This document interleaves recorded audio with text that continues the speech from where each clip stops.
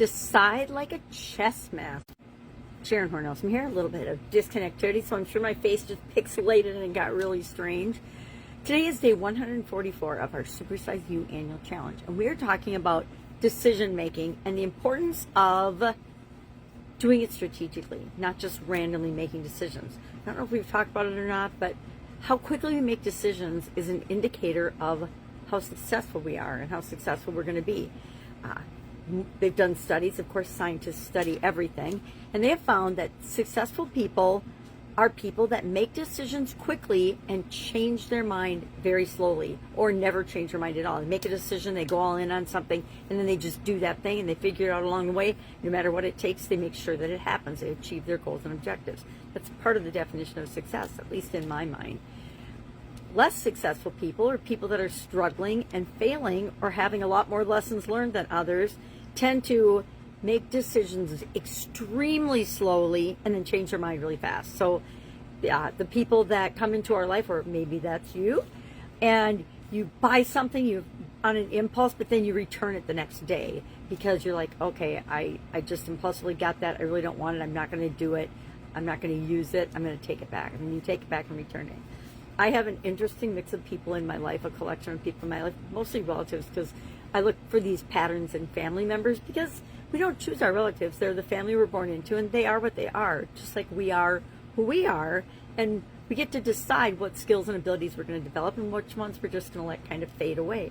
But there's people in my family who are very slow decision makers, but actually really quick when it comes to buying into things like fads and collectibles and things that something or someone outside of them tells them are good or important. The truth is, we need to have our own internal compass that helps guide us in our decision making. I do both. I guess I am a mix of flexibility and a combination of goofiness, but I tend to decide. I can't say like a chess master, because I never mastered the game of chess, never gave it enough time and energy to master it. But I understand the concept of, you know what your current move is, but you also have considered 1, 2, 3 moves ahead. What are the consequences? What is your opponent going to do if you make this move? And not only if you make this move, but the next one and the next one. That's an incredibly unique perspective and a different way of looking at things. And we don't want to get too carried away with this, but we want to understand how, if I change something about myself or my life, how is that going to impact the people that are closest to me? Guess what? Some people, as we grow and expand and become a better version of ourselves, actually fall out of our life. And it isn't necessarily a bad thing. Our environment and the people we spend the most time with have an incredibly large impact on us. It's because we choose those people, and when we choose to put ourselves in situations that aren't good for us, we are choosing to follow those same decisions and that same life strategy. And it is hard and challenging to actually question that. You know, your friends from college, the things you did in college, you probably have outgrown by now, so maybe they're just a touch point, but they're not the people or the person that you talk to every single day. If you have a negative friend or a downer person in your life, you don't cut them out, but you also limit the amount of time that you spend with them, and you protect yourself in some way. I know people, I've had coaching clients like this that just suck the life out of us. And after every session, I would have to go for a walk in nature or do something to let the negativity out. And luckily, I was able to help most all of those people to change their point of view, to change their perspective, to look at things from a more optimistic versus pessimistic filter. Most of us, when we're being negative, it's just old patterns that we're running over and over and over again. And it's because something triggered it in us, and then we just click into that old pattern automatically and start behaving and thinking and acting in ways that might have been fine for us when we were 20, but at 60-something, they're just not okay anymore. Plus, we know better. We've had all kinds of different experiences to stack on top of that to show us, okay, yeah, that was maybe only a little cringy when we did it in our 20s, but if we do it in our 60s, it's a lot cringy and almost unacceptable. Guess what? We get to decide what those guidelines and what those things are for us. Nobody else, nobody outside of us. We get to choose for ourselves. So, how do you decide like a chess master? I'm going to propose a 5-step process because we know I love processes. And I challenge you to do this today and then share in the comments below one decision that you make strategically today. I challenge you to make a strategic, conscious decision today in any area or aspect of your life. Maybe you decide that you're invited to something, but you're not going to go. And you're not going to go because there's something that you have that's a higher priority that you're going to commit to doing today. That would be an example. So how do we go about doing this? Before I jump into that, the 5-step process, let's talk about how do we make the best possible decisions for us and how do we make balanced decisions over time. Consider several factors, and I like to think a few moves ahead.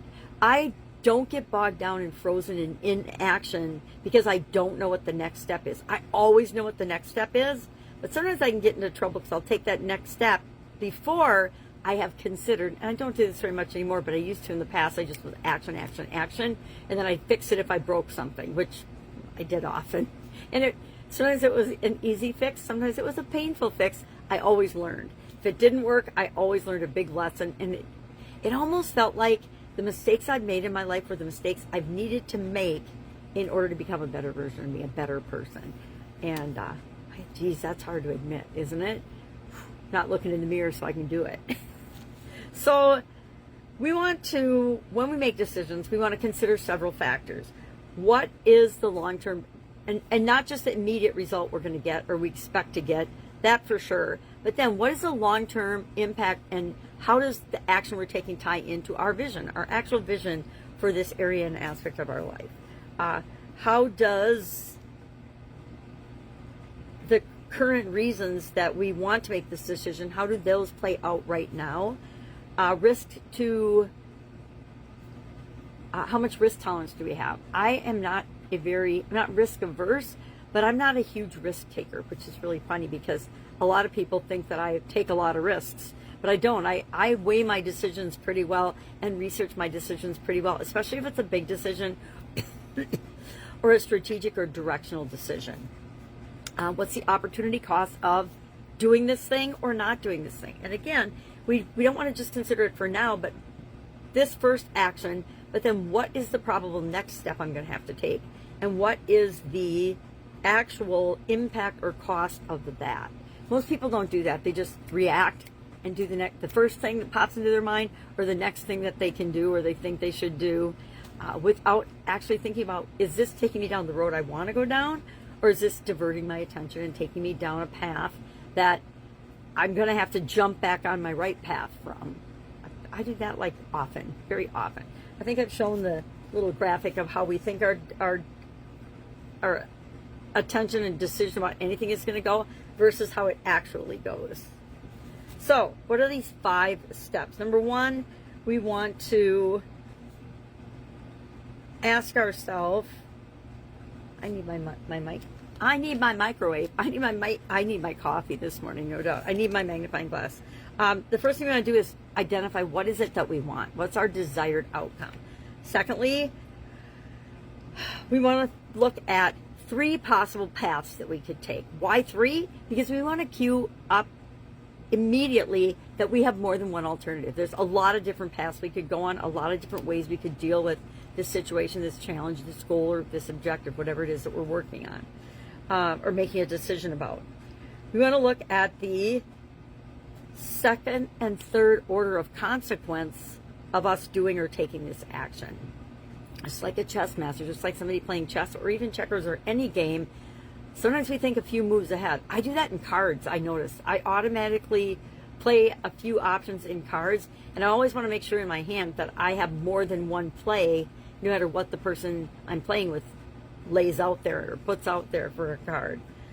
Fourth, we want to ask ourselves which of the 3 that okay, kind of like the SOAP framework, right? Where are we? Where do we want to be? What are the possible, let's brainstorm possible outcomes. We're going to pick 3, right?